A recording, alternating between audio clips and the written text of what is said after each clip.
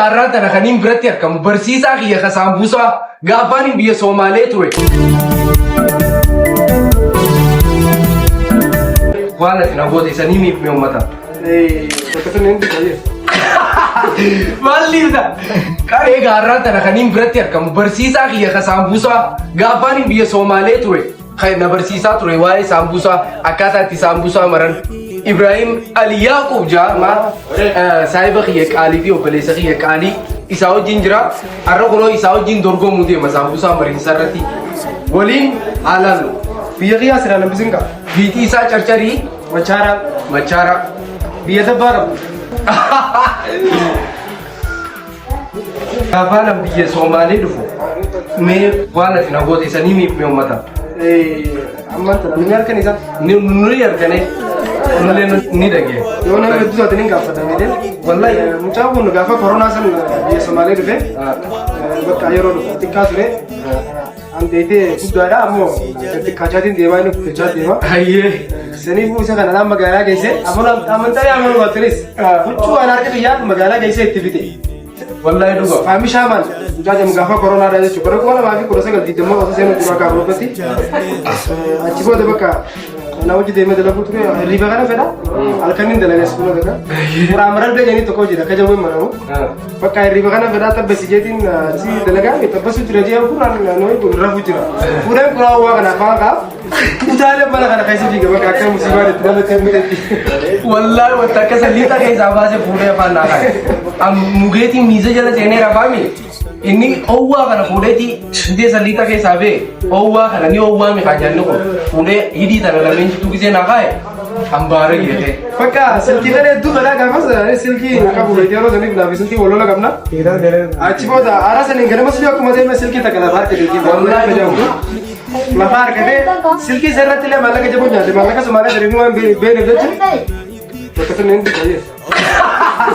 Maalliidha? Qarni kuma kudhan itti dalaga kuma kudhan qachii jechuun kuma kudhan qachii jechuun dhibbata akka ka Itoophiyaa yeroo ammaan tana keessatti malee gaafa sanitti qarshii 50 Itoophiyaatti hin dalagu guyyaa guutuu. Maalleenii inni silkii sanii baasee ni tolchijee kabaraa fi iskiriina wanta gilaasii gubbaarra naa kaa'etuma guyyaa 160 natti isaabbatu. Guyyaa 160 guyyaa 16 dalageetiin hanneef. Maaliif anis ni naan Angasi ittiin baafne kuma 50 qofatti baasee kuma 160 na kafalchiise. inni aarii halluu silkiin qabu inni dangaddu dhufa kamii silkiin deemadaa jeeti. Hangasan bakka isa baasise. Hoo addi anuma dabartee narra bartaanu. Ilmoo na birraan qaamtu duraa nuyi.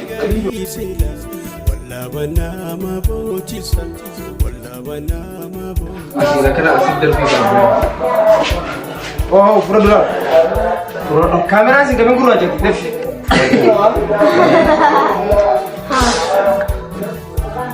Wai sambusa wallahi. Sambusa yoon dibisa jedhanii beekte.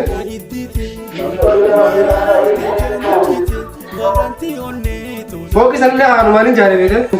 Sambusa makanaan jaarde. Hojii akka inni sambusa kanaan jaaree si sambusa kana ni tuffatanii mi? Amma dhaquddaa namaa qubdee miskiina nan jaal. Ayyee. Yeroo anamoo. Jujjuudha. Maalleen ni bakka ati irra dhaabbattee bakka famaa qubdee. Irra dhaabbattee hirmaatu wallahi jira. Rabbi naa boqochi.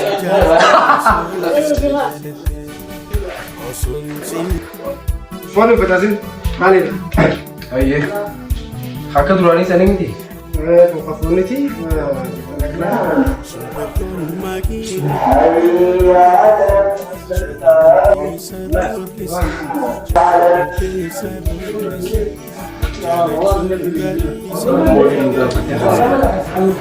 Foonis ni jiraas taate. Foon ni jiraas taate. Foon ni jiraami? Laga akkana foon itti nannaqaa. Biyyuu reeta akka itti qabama. Ayyee. Bakka ati maraqni illee jala dhugamu jiru sambusa waan dhugamu.